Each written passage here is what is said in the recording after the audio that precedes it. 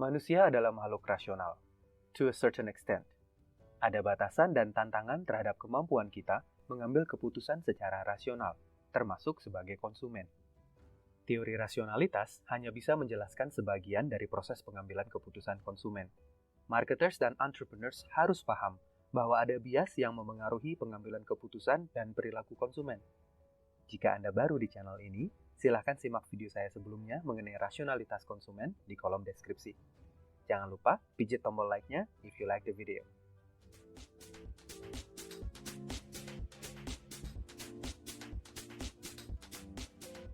Ini adalah video pertama dari seri bias kognitif dalam perilaku konsumen. Bahasan ini mempertemukan dunia pemasaran, ekonomi perilaku, dan psikologi. Bias kognitif adalah suatu kekeliruan dalam proses reasoning, evaluasi, mengingat, serta proses kognitif lainnya yang menyebabkan suatu preferensi atau kepercayaan itu nyantol, padahal fakta dan informasi berkata lain, atau bahkan berlawanan dengan preferensi atau kepercayaan kita yang sudah dalam tanda kutip settle tadi. Ilmu dasarnya berasal dari ranah psikologi, tapi sangat aplikatif di dunia marketing, dalam kaitannya dengan pengambilan keputusan dan perilaku konsumen. Ada banyak jenis bias dalam pengambilan keputusan. Secara umum dapat dibagi menjadi 3. Yang pertama adalah heuristics atau rule of thumb, yang kita akan bahas dalam video ini. Yang kedua disebut dengan framing atau mental filter, dan yang ketiga adalah anomali atau kejanggalan. Heuristics atau rule of thumb adalah suatu mental shortcut yang kita cenderung ambil untuk memudahkan kita dalam memecahkan masalah dan membuat judgement dengan cepat. Hal ini mengizinkan kita manusia untuk mengambil keputusan sambil jalan dan dengan singkat. Bayangkan jika Anda memiliki suatu kondisi di mana untuk setiap keputusan Anda harus cermati dengan seksama, sekecil apapun keputusan itu. Anda akan harus meluangkan banyak sekali waktu dalam kehidupan keseharian Anda untuk mengambil keputusan terhadap hal-hal kecil. Untuk seseorang dengan kondisi ini, misalnya ketika ia sedang bersiap kerja atau kuliah di pagi hari, ia akan menghabiskan banyak sekali waktu untuk memproses suatu pengambilan keputusan, yaitu hari ini mau pakai baju apa. Mulai dari problem recognition, information search, evaluation of alternatives, sampai mengambil keputusannya. By the way, video mengenai proses pengambilan keputusan ini Anda dapat lihat di deskripsi di bawah ini juga ya. Bagi kebanyakan kita bisa menggunakan heuristics atau jalan pintas dalam pengambilan keputusan untuk mengambil keputusan-keputusan yang sifatnya rutin. Ada kalanya, kesalahan yang terjadi adalah ketika kita juga mengambil jalan pintas ini atau rule of thumb ini untuk mengambil keputusan-keputusan yang harusnya dicermati dengan lebih seksama. Di sanalah terjadi yang namanya cognitive bias. Salah satu bentuk heuristics adalah loss aversion. Loss artinya kerugian, sedangkan aversi atau aversion artinya rasa tidak senang atau kecenderungan untuk menghindari. Orang akan lebih takut rugi daripada mereka senang untung. Rasa takut atau aversi terhadap kerugian jauh lebih intens daripada rasa senang ketika kita mendapatkan keuntungan. Jika bicara tentang menang atau untung, kemenangan atau keuntungan yang pasti, walaupun nilainya lebih kecil, cenderung lebih disukai daripada kemenangan atau keuntungan yang lebih besar, namun belum pasti. Tentunya ada sebagian orang yang akan lebih nyaman dengan risiko, namun bagi sebagian besar orang, mereka pasti cenderung ingin yang pasti-pasti saja. Secara rata-rata, orang takut rugi. Oleh karena itu, dalam menjual sesuatu, kita harus menurunkan tingkat risiko kerugian bagi konsumen kita. Karena itulah, seringkali ada free sample, trial period, test drive, bahkan untuk beli baju di butik atau department store, kita bisa mencobanya lebih dahulu. Ini adalah untuk menghindari kerugian tadi, untuk menghindari risiko. Di dunia pemasaran digital, seringkali kita dengar istilah freemium. Free, tapi premium.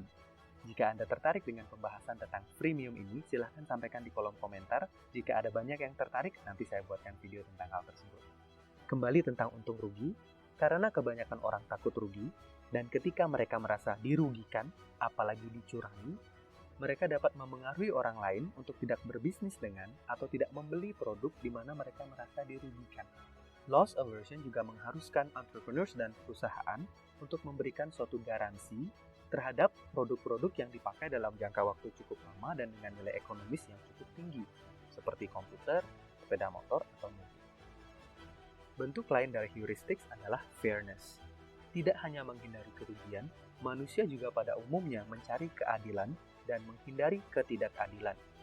Tentunya, persepsi adalah segalanya. Kita ingin merasa bahwa kita diperlakukan secara adil dan merasa tidak dirugikan atau dikelabui. Kalau anak-anak, mereka akan merengek. Kalau orang dewasa, bisa saja boykot atau demo jika mereka merasa diperlakukan tidak adil atau not fair. Salah satu contoh fairness atau keadilan dalam ekonomi perilaku adalah the ultimatum game. Dalam game ini, sekelompok orang, misalnya 20 orang, dibagi menjadi dua grup yang sama jumlahnya. Grup A diminta di dalam ruangan, sementara grup B diminta dulu di luar ruangan. Nah, grup A yang masih ada di dalam ruangan tadi, diberikan uang sejumlah Rp100.000 dalam pecahan 5 ribuan.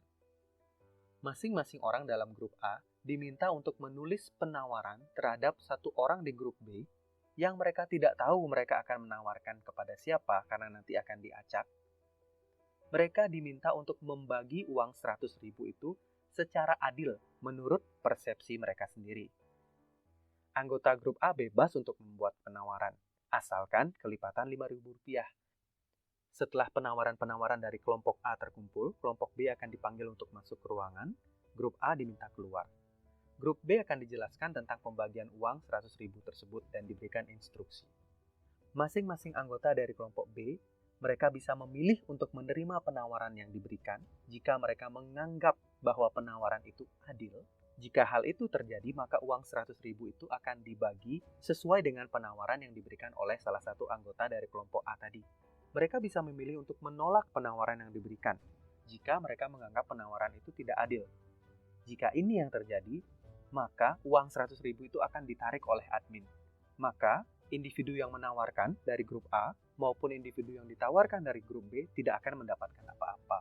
Ternyata setelah ultimatum game ini dimainkan berulang-ulang di berbagai negara dan dengan berbagai konteks budaya, kebanyakan individu dari grup B akan menerima penawaran yang diberikan jika pembagiannya 50-50 atau paling sedikit 60-40. Sementara itu, penawaran 80-20 ke bawah akan ditolak. Mengapa demikian? Karena individu dari grup B merasa bahwa penawaran 80.000 untuk si A dan hanya 20.000 untuk si B itu tidak adil. Anggota dari grup B yang ditawarkan memiliki kesempatan untuk dalam tanda kutip menghukum si A karena sudah berlaku tidak adil. Padahal berdasarkan teori rasionalitas dalam ilmu ekonomi, penawaran Rp1.000 pun harusnya diterima. Secara rasional, Rp1.000 pun is better than nothing. Namun, ternyata manusia itu bias terhadap keadilan.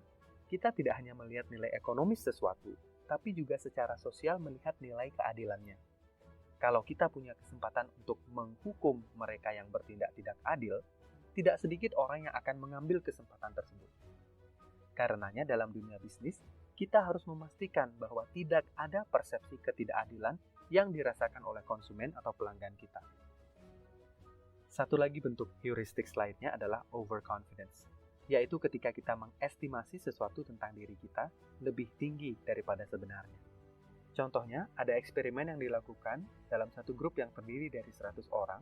Dalam eksperimen kecil ini, mereka yang merasa bahwa IQ-nya di atas rata-rata diminta untuk mengangkat tangan. Apa yang terjadi? Sekitar 75 orang mengangkat tangannya. Bagaimana itu mungkin? Karena berdasarkan statistik, dari 100 orang, akan ada 50 orang yang IQ-nya di atas rata-rata dan 50 orang yang IQ-nya di bawah rata-rata.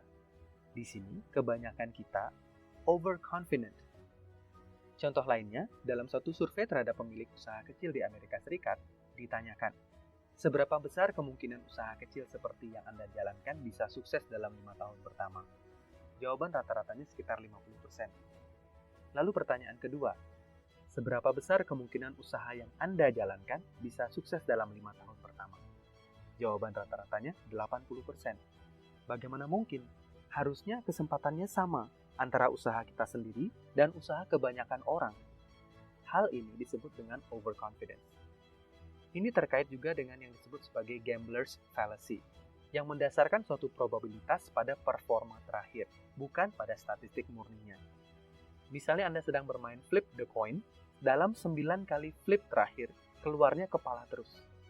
Seberapa confident Anda bahwa hasil flip yang ke-10 adalah kepala lagi, bukan ekor? Apakah Anda merasa lucky dalam hal ini? Dalam dunia judi dan olahraga, ini sering disebut sebagai hot hands bias, karena dianggap tangan yang sedang main sedang dalam tanda kutip panas atau laki. Sebenarnya kalau kita lihat statistik, kemungkinan untuk ketika kita flip dapat kepala tetap 50%. Percobaan keberapapun itu. Untuk flip yang pertama, ke-10, ke-100, ke-1000 sekalipun. Hanya karena Anda beruntung 9 kali berturut-turut, belum tentu pada kesempatan ke-10 akan beruntung pula. Sebagai konsumen, kita harus hati-hati ketika kita dipermainkan oleh pelaku-pelaku penipuan yang menggunakan gambler's fallacy atau overconfidence ini.